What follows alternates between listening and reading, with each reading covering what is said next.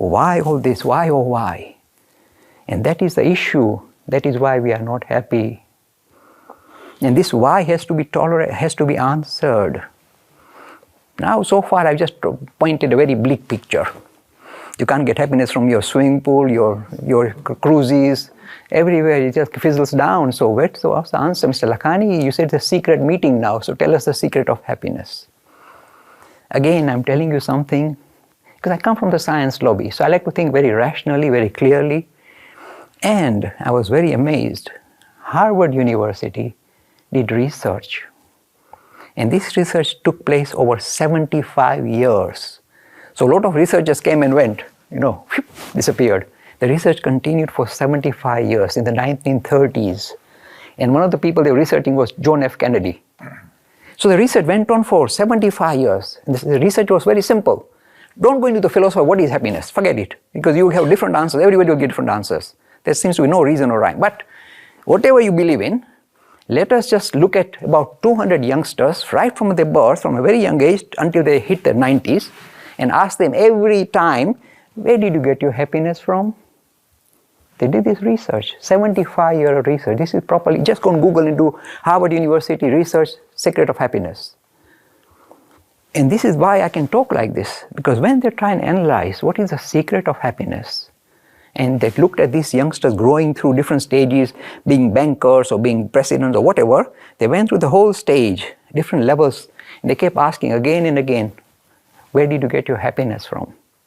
And you may be surprised by the answer. The first thing they said is exactly what I said at the beginning. As long as you have minimum food, drink, and sustenance, there is no further need. More money, etc. doesn't give you any more happiness. As long as you've got enough money to eat and drink, first thing is if you don't have it, you are in trouble. Forget about happiness, you are unhappy. Once you have your money, once your well-being, physical well-being, mental well-being, because I tell you, desires will knock the heck out of you. When that is under control, that is under harness, if your physical and mental being is kind of well, that's a good start. Not beginning happiness, but at least you're not unhappy. So first thing that I discovered is you must have your minimum living. Health and wealth are very important. Wealth is important just to sustain yourself, not to become richer. So far, so good. There's no unhappiness so far. But where is happiness? This was the question. You will be amazed at the answer. And I was amazed when I saw this. I said, wow, this is good stuff. I can use this because this is well researched. It's not just, it can just waffle, airy-fairy waffle. So what is the secret they found? This is what they found. They said those individuals who had developed good relationship with other human beings, with their family, with their partners, with their friends, with the community, with society, those individuals who interact with the greater society seem to do well. They don't get a fizz, they get a continuous line of happiness. Strange as it may sound. So the happiness comes surprisingly from human relationships. We never really valued it, we never realized it's so important. If you look at the history, look at the health situation, you'll soon find that people who are kind of interactive with greater society, who are kind of love other human beings, they have a very positive attitude to life. They live well, they live longer. This is research at Harvard University. They live longer, they've got a more optimistic way of looking at life, and they are more happy. And those who become introvert and kind of withdrawn and don't want to interact with others, they fall down, they go down the tube. This is real research. Human relationships. You may be surprised that this reason. It's not money. It's not position, power, property, possession, nothing. It is relationships. When you relate with other human beings in an honest manner, in a genuine manner, there's no artificial, love everybody. Actually, you love other human beings. That generates happiness. This is the research of Harvard. You must look it up. It's serious stuff. You can't challenge it. But then you see, I come with a deeper insight. Why is it that? Why is that? This is if you like, the secret. The reason is this. This has been coming through again and again. The reason why it generates greater happiness is this. There is already a link between you and other human beings. The whole of the living kingdom are linked at the deeper level, at a spiritual dimension rather than the physical dimension. There's a deeper dimension which links the whole of the living kingdom.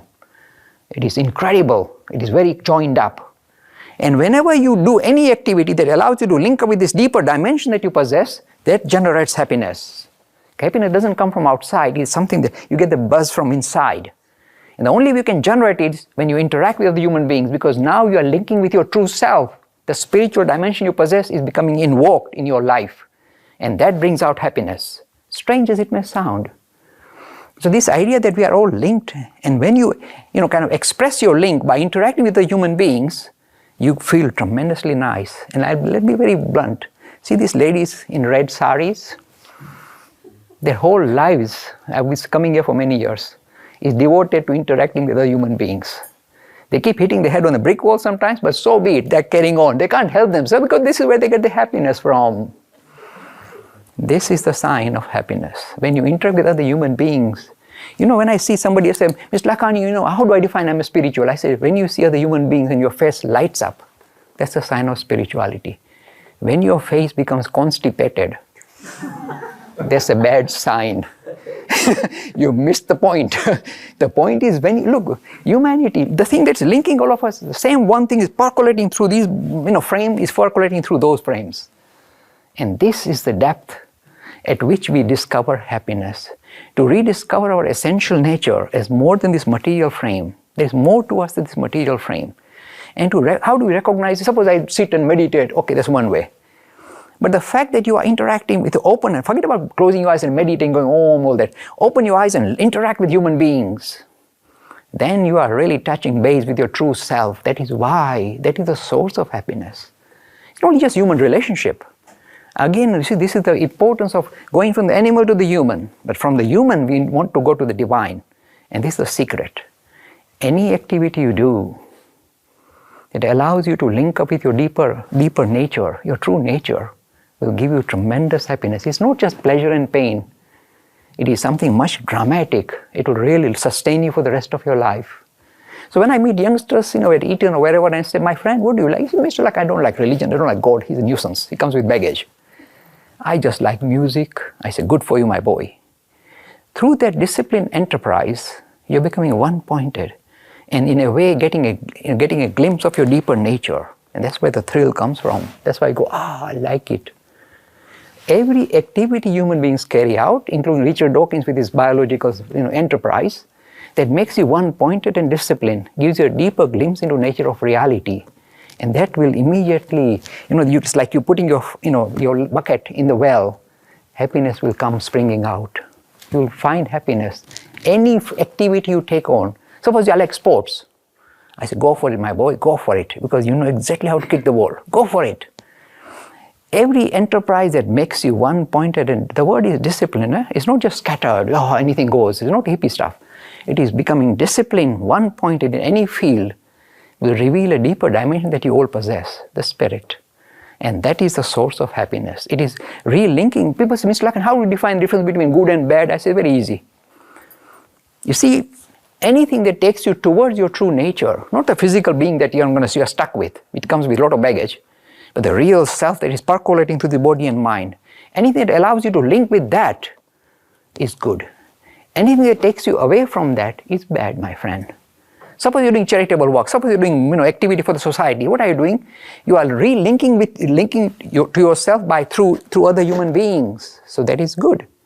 And suppose you hit somebody, kill somebody, you are killing yourself. You're going away from your true character. That is why it's bad. There's no script saying, oh, this is good, this is bad. Any activity you do which takes you back to your true nature is good. Any activity that obscures your true nature from you is bad. See the definition. Now you see, the reason why I'm presenting this idea is this. Human beings are struggling, but they are becoming mature very quickly. The world is moving very fast. This evolved Hindu thinking, or not Hindu, but evolved thinking of all the youngsters from all religion and no religion is dramatic. And they are trying to sort the human condition out. What the heck, what is going on? The same old question. And the answer lies in looking deeper regarding what is the nature of reality. It's not what you thought it was, not this external material world. There's a deeper dimension you possess. You need to grab that and run with it, my friend, run with it. It's the most marvelous exercise. So, with this, I'm just going to finish my talk by saying that lovely Sanskrit verse, Sarve bhavantu sukhina, may all be happy. Thank you, my friends.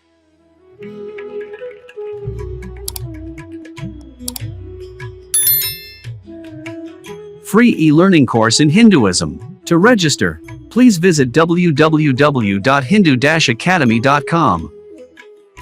Talks on Hinduism. Sponsored by People Care. Encouraging caring for the elderly in their own homes. For more information, please visit peoplecare.com.